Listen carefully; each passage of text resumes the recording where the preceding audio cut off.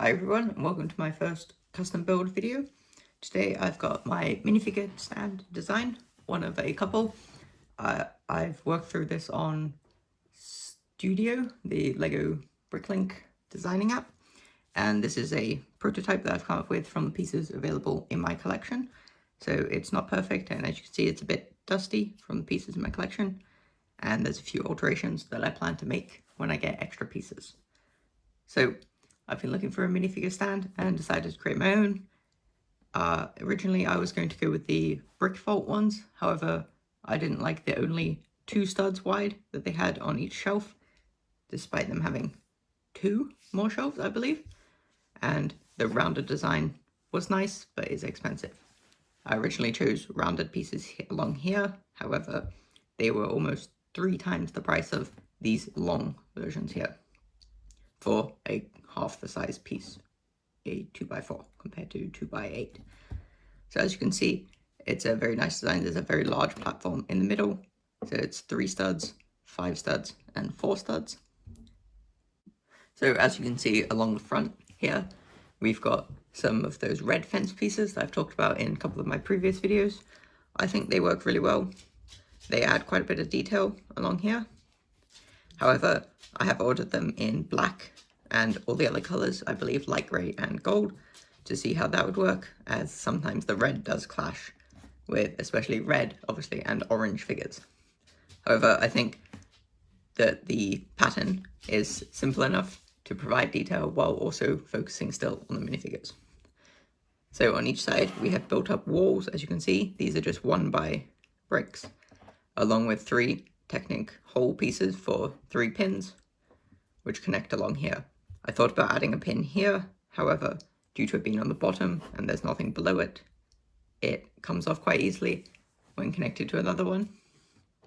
Around the back, as this is just a prototype, you can see that I've used just random pieces, and like this, if you can see that, that's a 1x1 with a clip, because that's the first one I found.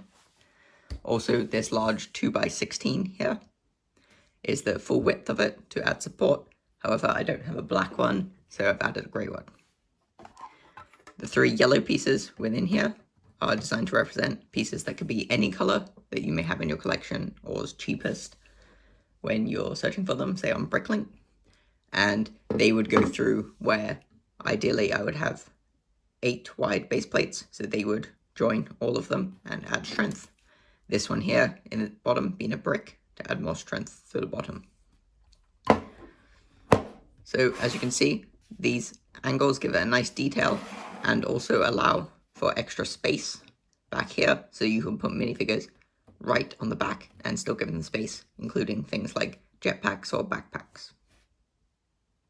As you can see, I've now loaded it up full of figures in what I would call the standard configuration, and in total we've got 4 figures up and 4 figures across, so 16 figures in total per 16 wide section, if you will. So on the bottom we've got 4 figures, and this is the maximum that I think should ever go on the bottom. And as you can see, I've chose colors where I think really tests the red. As you can see, we've got a Sith trooper here, and he looks okay on the red. It does clash a bit. The orange is where I feel it clashes most, as you can see with this bomb squad trooper here. And we've got Ahsoka here, showing the orange again, and some blue. The white, I think, works really well, as you can see with the 332nd and the 501st up here. Now, the reason I've made the middle row so big is either for minifigures with accessories that are large, like animals in some of the collectible minifigure series, and also I have a lot of clone troopers that are the same. This allows me to optimize the space and fit 2 identical ones per section. So as you can see here, we've got some Kashyyyk scout troopers, 501st, airborne, and some jet troopers. And that's actually a good point to mention how they are stacked. So there's always at least 2 spaces between them.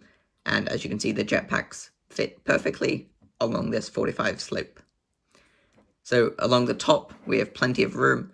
There's even room, if necessary, to place 2 minifigures, allowing you to increase the selection even more, up to 5 per row, so that makes more room. However, it does look kind of crowded a little bit. So I tend to keep them in this orientation. So as you can see, it's a great way to display figures and allows you to see them completely, as the height difference is just above the feet, allowing for maximal viewing area, which I think is an improvement over how crowded the Brick Vault one looks. Now, these can go together, and here I have another example of just a front that I have built, which includes a plain black design, which may be preferred by people, and I'm still not entirely sure which design I prefer. As you can see, this is just the front, slightly different pieces used because it's all I had in my collection, but you can see that they would stack nicely together. Obviously that would pin in, and that allows you to build them next to each other. And in the detail, I figured that you can fit 3 connected to each other, and that allows per shelf, that is. And you wouldn't really want one in front, but you could stack, build them like this, and that would allow you to have the maximum room used in that case.